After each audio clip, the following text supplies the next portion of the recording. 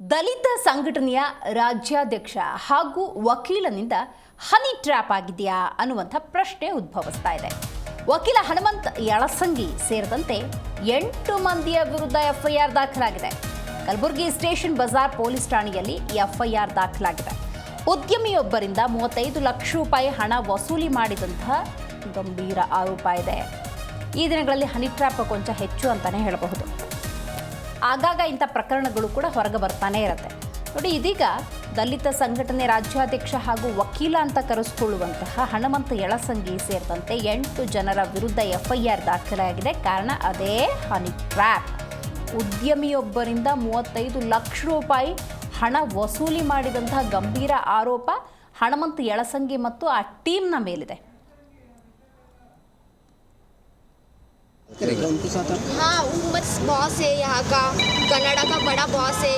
इसके होते हुए तुम कुछ लड़के लोग आते थे, उनसे बात कर रहे थे. तुम वीडियो कॉल ಪ್ರಭುಲಿಂಗ್ ಹಿರೇಮಠ್, ರಾಜು ಲೇಗಡೆ, ಮಂಜುನಾಥ್, ಉದಯ್ ಕುಮಾರ್ ಸೇರಿದಂತೆ ಹಲವರ ವಿರುದ್ಧ ಎಫ್ಐಆರ್ ದಾಖಲಾಗಿರೋದು. ಮಹಾರಾಷ್ಟ್ರ ಮೂಲದ ಯುವತಿ ನೀಡಿದಂತಹ ದೂರಿನ ಆಧಾರದಲ್ಲಿ ಸ್ಟೇಷನ್ ಬಜಾರ್ ಪೊಲೀಸರು ರಾಜು ಲೇಂಗಟಿ ಬಂಧನವನ್ನು ಮಾಡಿದ್ದಾರೆ. ಸೊ ಈ ಪ್ರಕರಣವನ್ನು ತನಿಖೆ ಮಾಡುವ ಸಂದರ್ಭದಲ್ಲಿ ಈ ಹನಿ ಟ್ರ್ಯಾಪ್ ವಿಚಾರ ಕೂಡ ಹೊರಗೆ ಬರುತ್ತೆ. ಪೂಜಾ ನೀಡಿದ ದೂರಿನ ಮೇಲೆ ಎಫ್ಐಆರ್ ಕೂಡ ದಾಖಲಾಗಿದೆ. ಪೂಜಾ ಸೇರಿದಂತೆ 3 ಯುವತಿಯರನ್ನು ಮುಂದಿಟ್ಟುಕೊಂಡು ಹನಿ ಟ್ರ್ಯಾಪ್ ಮಾಡ್ತಿದ್ರು ಅನ್ನುವಂಥ ಗಂಭೀರ ಆರೋಪ ಈ ಹನುಮಂತ ಯಳಸಂಗಿ ಮೇಲಿದೆ. ಈಗಾಗಲೇ ಉದ್ಯಮಿಯೊಬ್ಬರಿಂದ 35 ಲಕ್ಷ ರೂಪಾಯಿಯನ್ನು ವಸೂಲಿ ಮಾಡಿದ್ದಾರೆ ಎನ್ನುವಂಥ ಗಂಭೀರ ಆರೋಪ ಇದೆ. ಹಾಗಾದರೆ ಇದೇ ಯುವತಿಯರನ್ನು ಇಟ್ಟುಕೊಂಡು ಹನಿ ಟ್ರ್ಯಾಪನ್ನು ಮಾಡ್ತಾ ಇದ್ದಾರಾ? ಹನಿ ಟ್ರ್ಯಾಪ್ ಮಾಡ್ತಿದ್ದಾರೆ ಅಂತ ಈ ಯುವತಿಯರಿಗೆ ಗೊತ್ತಿರಲಿಲ್ವಾ? ಯಾವ ಕಾರಣಕ್ಕೆ ಈಗ ದೂರು ಕೊಡ್ತಿದ್ದಾರೆ? ಯಾವಾಗಿಂದ ಹನಿ ಟ್ರ್ಯಾಪ್ ಅನ್ನುವಂತಹ ಈ ಒಂದು ಪ್ರಕರಣದಲ್ಲಿ ಇವರು ಭಾಗಿದಾರರಾಗಿದ್ದರು? ಯಾಕೆ ವೈಮನಸ್ ಅನ್ನೋದಾಯಿತು? ತಮ್ಮನ್ನು ಬಳಸ್ಕೊಳ್ತಾ ಇದ್ದಂಥ ಹನುಮಂತ ಯಳಸಂಗಿ ಮೇಲೆ ದೂರನ್ನು ಯಾಕೆ ದಾಖಲು ಮಾಡ್ತಾರೆ? ಇದೆಲ್ಲ ಕೂಡ ಬಹಳ ಮುಖ್ಯ. ಸದ್ಯ ರಾಜು ಅನ್ನುವಂಥ ವ್ಯಕ್ತಿಯನ್ನು ಸ್ಟೇಷನ್ ಬಜಾರ್ ಪೊಲೀಸರು ಬಂಧಿಸಿದ್ದಾರೆ. मैं पूजा, मैं मुंबई में काम करती हूँ. प्रभु हिरेमठ मुझे फेसबुक के तौर से मिला था और फिर बाद में उसने मुझे काम दिला तू करके इधर बुला के लिया था. फिर उसके बाद मैं यहाँ आई और फिर राजू लिंगटे, प्रभु हिरेमठ, इन दोनों ने मुझे लॉज में रखा था. लॉज का नाम SR केस कुछ नाम है और सिटी पार्क कुछ नाम है, तो और बालाजी एक है. मुझे यहाँ पे बहुत दिनों तक यहाँ पे रखा. मुझे काम वगैरह तो कुछ दिया नहीं. फिर राजू लिंगटे ने मेरे साथ ज़बरदस्ती की है. रात में आता था, वो दोनों तीनों आते थे. कौन कौन उनके फ्रेंड है मुझे नाम नहीं मालूम उनका, लेकिन राजू लिंगटे और प्रभु हिरेमठ वो लोग रात में कभी भी आते थे और वो मेरा फ़ोटो बीटो लेते थे. जैसे कि मैं राजू लिंगटे और प्रभु हिरेमठ वो दोनों आके मेरे साथ राजू लिंगटे मेरे साथ ज़बरदस्ती किया, रेप किया. और उसके बाद वो ही वीडियो राजू लिंगटे और प्रभु हिरेमठ बोले कि हमारे बॉस है कुछ हनुमान हेंसनकर की सर है, वो यहाँ के बॉस है. अगर हमने बोला वो काम नहीं किया तो हम तुमको मार डालेंगे, तुम्हारे फैमिली को मार डालेंगे. बहुत कुछ ऐसी बातें हैं बोला है. फिर उसके बाद मैंने वो जो बोले वो मैंने काम. ನನ್ನ ಗಂಡನ ಪ್ರಾಪರ್ಟಿ ಕೊಡಿಸ್ಬೇಕು ಹೆಂಗಾರು ಬೇಡ ಅಂತ. ಇದು ಗಂಡನ ಪ್ರಾಪರ್ಟಿ ಅಂತ ನಮ್ಗೆ ಬರೋದಲ್ಲ. ಅದು ಗಂಡನ ಪ್ರಾಪರ್ಟಿ ಬೇಕಾಗಿತ್ತು ಮತ್ತು ಸೂಟ್ ಹಾಕಬೇಕಾಗ್ತದೆ. ಅದು ಊರಾಗ ನ್ಯಾಯ ಪಂಚಾಯತ್ ಮಾಡ್ಕೊಂಡು ನೀವು ಬಗೆಹರಿಸ್ಬೇಕಾಗ್ತದೆ ಅಂದಾಗ ಆ ಹೆಣ್ಮಗಳೇನಿದ್ರು ಇಲ್ಲಿ ಸರ್ ಊರಾಗ ನ್ಯಾಯ ಪಂಚಾಯತ್ ಮಾಡೋದಿಲ್ಲ, ಊರಾಗ ಮ್ಯಾಟ್ರ್ ಗೊತ್ತಾಗ್ಬಾರ್ದು ಅಂತೇಳಿ. ಆಮೇಲೆ ಇನ್ನೂ ಇಬ್ಬರು ಹೆಣ್ಮಕ್ಳು ಅವ್ರು ಯಾರು ಅಂತ ನಮ್ಗೆ ಗೊತ್ತಿಲ್ಲ. ಆಮೇಲೆ ಅವ್ರ ಮುಖಾನ್ ನೋಡಿಲ್ಲ ನಾನು.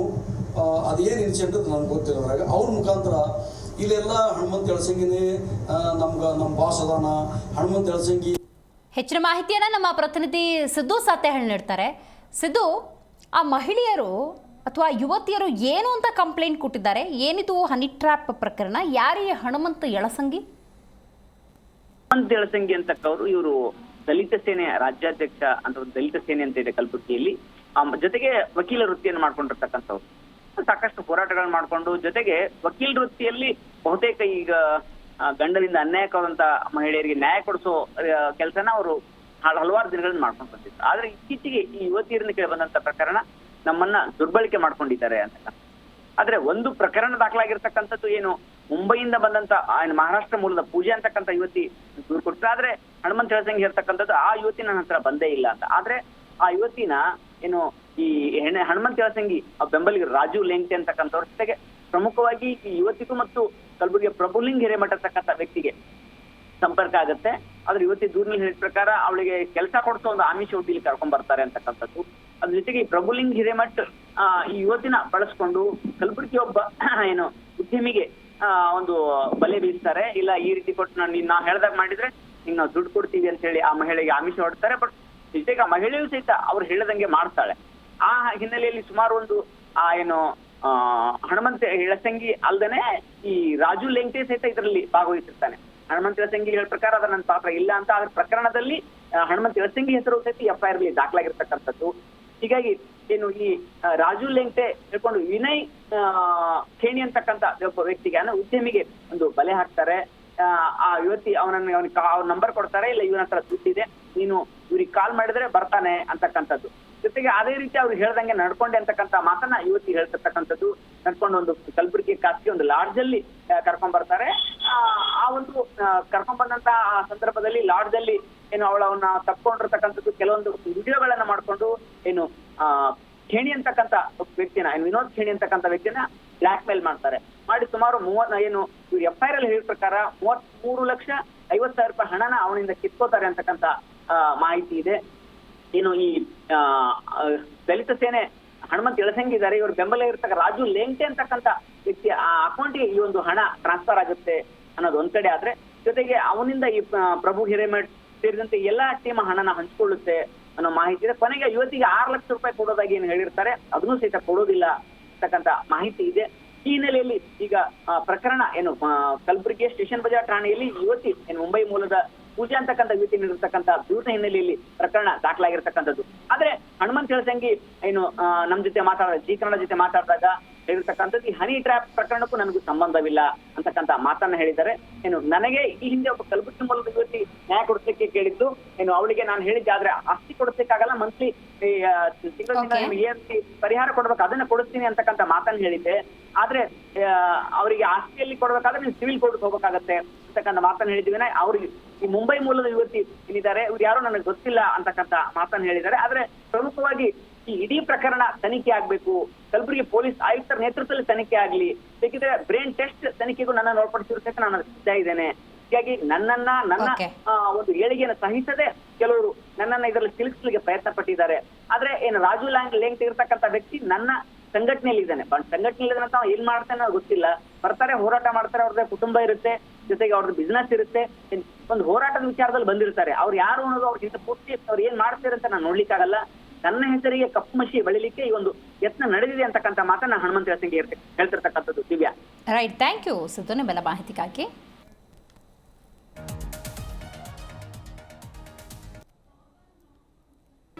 ಜಿ ಕನ್ನಡ ನ್ಯೂಸ್ ಈಗ ನಿಮ್ಮ ಮನೆಯಲ್ಲೇ ನೋಡಿ, ಎಲ್ಲ ಕೇಬಲ್ಗಳಲ್ಲಿ ಈಗ ಲಭ್ಯ.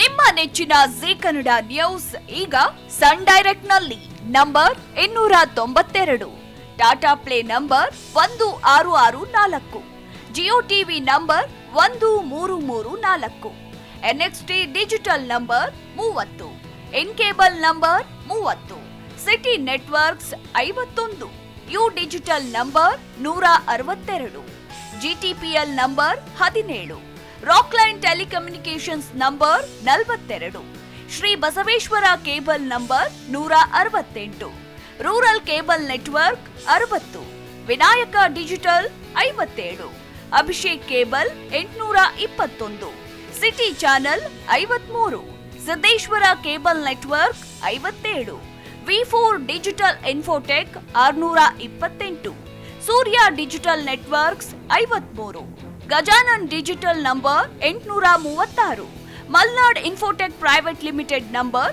56, Metro Cast number 830, Victory digital number 167ರಲ್ಲಿ ನೋಡಿ ಆನಂದಿಸಿ.